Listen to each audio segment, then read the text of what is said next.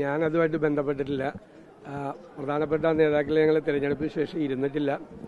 അവിടുത്തെ തോൽവിയെക്കുറിച്ച് ഗൗരവമായിട്ട് അത് പരിശോധിക്കും. അത് KPCC അധ്യക്ഷൻ ആ കാര്യം വളരെ വ്യക്തമായിട്ട് പറഞ്ഞിട്ടുണ്ട്. ആ തോൽവിയെക്കുറിച്ച് പഠിച്ചിട്ട് വേണ്ട അതുമായിട്ട് ബന്ധപ്പെട്ട കാര്യങ്ങൾ നടപടി സ്വീകരിക്കും.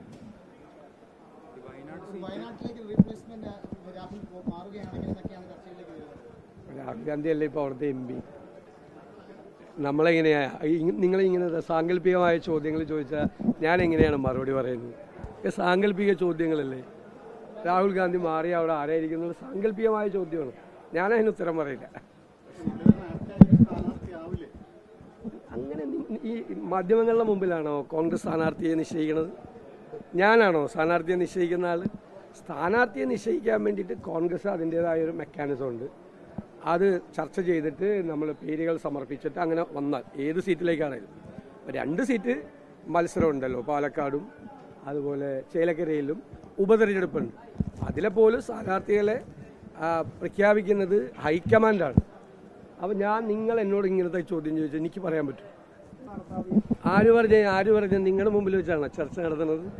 അദ്ദേഹമായിട്ടൊക്കെ സംസാരിക്കുന്നുണ്ട്. അദ്ദേഹം പ്രധാനപ്പെട്ട കോൺഗ്രസിൻ്റെ നേതാവല്ലേ.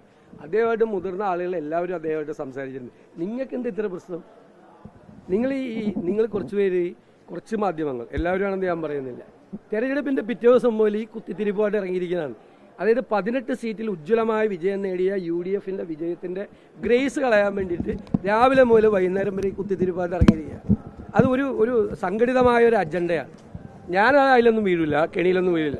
അത് നിങ്ങൾക്ക് എന്താണ് പ്രശ്നം? അതൊക്കെ പാർട്ടിക്കകത്തുള്ള പ്രശ്നങ്ങളല്ലേ, ആഭ്യന്തരമായിട്ടുള്ള കാര്യങ്ങളല്ലേ. നിങ്ങൾ അങ്ങനെ ഒരിക്കലും ചെയ്യരുത്. ഇത്രയും വലിയ വിജയം 10 പേരാണ് 1 ലക്ഷം വോട്ടിന് മീതെ ജയിച്ചിരിക്കുന്നത്. അതിൽ 4 പേര് 2 ലക്ഷത്തിന് മീതെ, 2 പേരും 3 ലക്ഷത്തിന് മീതെ ജയിച്ച ഉജ്ജ്വലമായ വിജയമാണ്. ആ വിജയത്തിൻ്റെ ഗ്രേസ് കളയല്ലേ. തോൽവി എന്ന് പറയുന്നത് അദ്ദേഹത്തിന് പുത്തരിയാണോ? ആ തോൽവി എന്ന് പറയുന്നത് ഞങ്ങളെല്ലാവരും തോറ്റിട്ടുള്ളതല്ലേ തെരഞ്ഞെടുപ്പിൽ.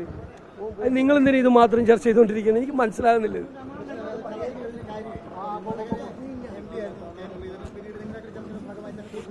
അതൊക്കെ എല്ലാവരുടെയും അനുവാദത്തോടു കൂടി എടുത്ത തീരുമാനമാണ്. എല്ലാവരുടെയും അനുവാദത്തോടുകൂടി എടുത്ത തീരുമാനമാണ്.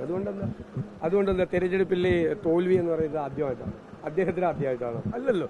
തെരഞ്ഞെടുപ്പിലെ തോൽവിക്ക് ഇടയായ സാഹചര്യങ്ങളെക്കുറിച്ച് പാർട്ടി അന്വേഷിക്കുക. അവിടെ മാത്രമല്ല, ചേലക്കരയിലും സിറ്റിംഗ് MP ആണ് അവിടെ പരാജയപ്പെട്ടത്, ഈ ആലത്തൂര്. ഉറപ്പായിട്ട് അതും പരിശോധിക്കും. 2ഉം പരിശോധിക്കും ഗൗരവമായിട്ട്. അവിടെ പഠിച്ചിട്ടില്ലല്ലോ. പഠിക്കാൻ വേണ്ടിയിട്ടുള്ള ആളുകളെ നിയോഗിക്കുമെന്ന് KPCC അധ്യക്ഷൻ പറഞ്ഞിട്ടുണ്ട്. UDF അത് പരിശോധിക്കും. അത് പരിശോധിച്ചിട്ടില്ലേ അവിടെ എന്താണ് സംഭവിച്ചതെന്ന് നമ്മൾ അറിയുള്ളൂ. നമ്മൾ മുൻകൂട്ടി കുറ്റക്കാരെ പ്രഖ്യാപിച്ച് കുറ്റക്കാരെ വിധിച്ചിട്ടാണോ നമ്മൾ അന്വേഷണ കമ്മിറ്റി വെക്കണം? ഞാൻ അങ്ങനെ പറയുന്നതിൽ മര്യാദയോടല്ലേ ഞാനങ്ങനെ പറഞ്ഞ് ആരെങ്കിലും കുറ്റപ്പെടുത്തിക്കൊണ്ട് ഞാൻ സംസാരിച്ച ശരിയാണോ? KPCC ഒരു അന്വേഷണ സമിതിയെ വെക്കുന്നതിന് മുമ്പ് ഞാൻ പറയുകയാണ് ഇന്ന ആളുകളൊക്കെയാണ്. നിങ്ങൾ എൻ്റെ അങ്ങനത്തെ സംഭവമൊന്നും കിട്ടില്ല. ധാരാളം സ്ഥലങ്ങളിലുണ്ട്. ഒരുപാട് സ്ഥലങ്ങളിൽ CPM ശക്തി കേന്ദ്രങ്ങളിലാണ് BJPയുടെ വോട്ട് വർദ്ധിച്ചിരിക്കുന്നത്. തൃശ്ശൂരും അതെ. തൃശ്ശൂർ അങ്ങനെ തന്നെയാണ് വർദ്ധിച്ചിരിക്കുന്നത്.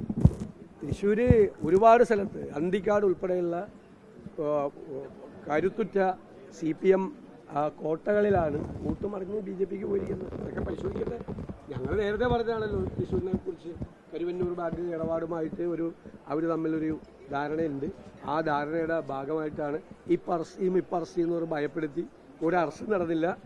ആ CPM നേതാക്കൾ, ജില്ലാ സെക്രട്ടറി അടക്കമുള്ള ആളുകളെ പേടിപ്പിച്ചിട്ടാണ് ഇലക്ഷൻ കാലത്ത് നിർത്തിയിരുന്നത്. കയ്യും കാലും മറിച്ചാണ് അവർ നിന്നിരുന്നത്.